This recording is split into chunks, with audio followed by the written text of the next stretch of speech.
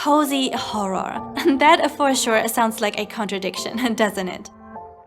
An Animal Crossing-like Hello Kitty game, a brand new RPG from the developers of Rune Factory, a cozy Lord of the Rings live sim, the rise of the cozy horror genre, and so much more. In today's Cozy Game News Edition, we've got once again plenty of new game announcements and updates that you might have missed in the cozy gaming world. So let's check them out together.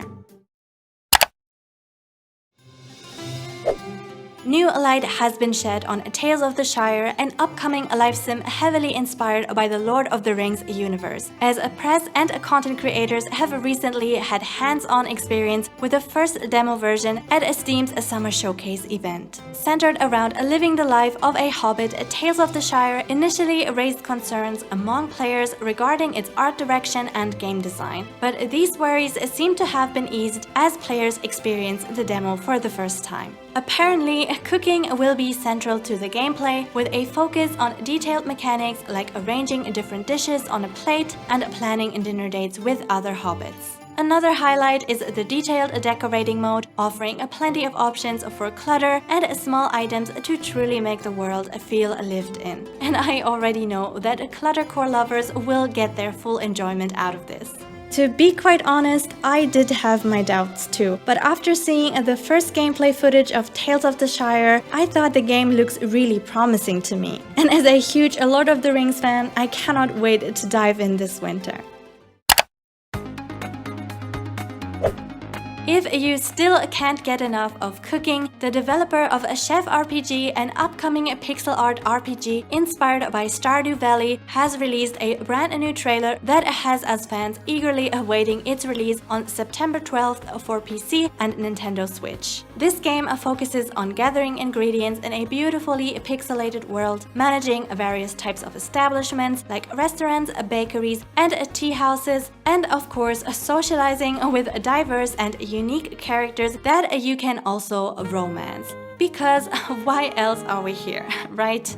What I personally find intriguing about this game from an artistic standpoint is that Chef RPG is a solo project by a talented architectural designer, and the art direction blends Western and Asian design elements with a touch of cyberpunk, including Japanese influences like an iconic Ghibli-inspired bathhouse, which I am very excited to see. In my opinion, we can never have enough cooking live sims, and I'm super thrilled to play a beautifully immersive game like Chef RPG that promises not only cooking but so much more. Team Hakama, known for developing Rune Factory, is back with a new game set to release in English this year following its Japanese debut last year. Elrentaros Wanderings will be the English title for originally Dia Sekai in Japan, launching on August 23rd for PC and Nintendo Switch. Not only is the character art by the same artist as Rune Factory, but both games also feature once again an amnesiac protagonist who awakens in an alternate reality, interacting with diverse residents and embarking on a quest to uncover secrets of the fantasy world and the real world. The game focuses on action RPG gameplay with battles as a main element, complemented by live sim elements that let players interact with characters, give gifts, and potentially romance them. However, I have two concerns here. Firstly, despite Hashimoto-san, the producer of Rune Factory, working on the game, Xseed surprisingly is not publishing it, hinting at potential disagreements in their vision and quality expectations. Secondly, the game has already received mixed reviews among the Japanese player base and doesn't seem to be very popular. This isn't to say that the game will definitely be bad. I just think it is important to keep our expectations in check before we get overly excited about a new Rune Factory-like title and then be disappointed in the end. If you enjoy a good mix of fantasy RPG hybrids with a cozy life sim elements, storytelling, and romance, definitely consider joining our little community by giving it a sub. An action farming RPG with Rune Factory vibes and absolutely iconic art by fairy tale mangaka Mashima Hiro. His work clearly gives the game a unique Shonen Jump action charm. set to release in November 24 for PC, Switch, and PS5, Farmagia is based in a fantasy realm called Felicidad, where farmers command and train monsters that have been grown on farms. With the death of their ruler, the land falls into turmoil, and the protagonist, Ten, and his friends must restore peace to Felicidad. The gameplay involves farming, literally growing and harvesting monsters, and battling with them, plus a relationship system. While it is definitely a pity that there is only one male protagonist, the game definitely has potential if it emphasizes a strong plot and a meaningful character development. While not exactly oozing cozy vibes in my opinion, Farmagia could still become a big hit among Rune Factory fans, and I'm very curious to see it. This cute mobile game for Apple Arcade has been extremely popular and praised since last year, with the only downside being that it wasn't released on the Nintendo Switch. But this will soon change. Many Animal Crossing fans are thrilled as the game has finally been announced for the Nintendo Switch and PC set to release next year. In Hello Kitty Island Adventures, we embark on a cozy journey with Hello Kitty and other Sanrio friends to restore an abandoned island to its former glory. If you are a Sanrio lover like me, you will recognize popular characters like Cinnamon Roll, Kuromi, Pom Pom Pudding, and more. And the best part is that we get to live with them on the island, discovering their likes, befriending them, and embarking on quests and puzzle mysteries. And of course, there is also plenty of decorating with absolutely adorable Sanrio furniture. I actually recently got these Sanrio amiibo cards from my New Horizons island, but now with the new Hello Kitty game, we will literally get an entire Sanrio island, and I seriously cannot wait. Sunnyside, our rural Japan life sim and farming RPG hybrid, had a bit of a rocky launch last week. While the game has a unique charm and plenty of potential, it suffered from major performance and optimization issues that worried many players. However, the Sunnyside devs addressed these problems immediately and responded with 2 patches just 2 days after the launch. As we players continue exploring the game, we have yet to discover its full potential. Steam reviews are mixed at the moment, but in my opinion, the game does deserve a little more credit for its unique modern approach and detailed world building, replicating an authentic Japanese fantasy atmosphere. Please definitely stay tuned if you want to hear my detailed opinion on Sunnyside, because I am currently working on a first impression video.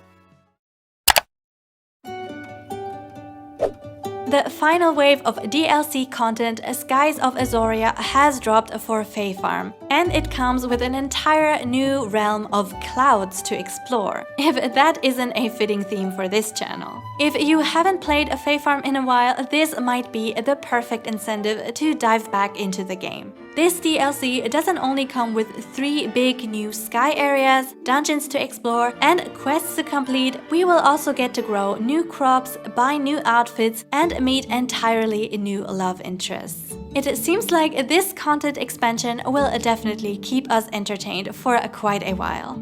I have not been playing Fae Farm recently, but this new DLC might get me back to Azoria soon.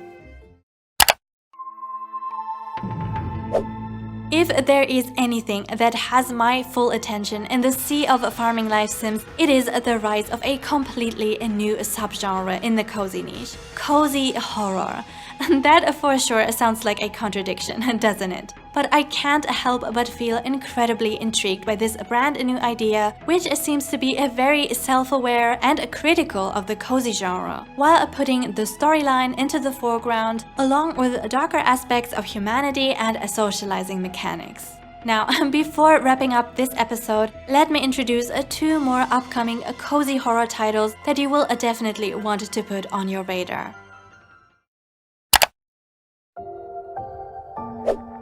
Wanderstop is going to be a cozy, narrative-centric experience about tea and change, in which we run a cozy tea shop, grow and harvest the ingredients needed, and serve customers tea. It is set in a mesmerizing, seemingly harmonious world that is just the perfect environment to relax in.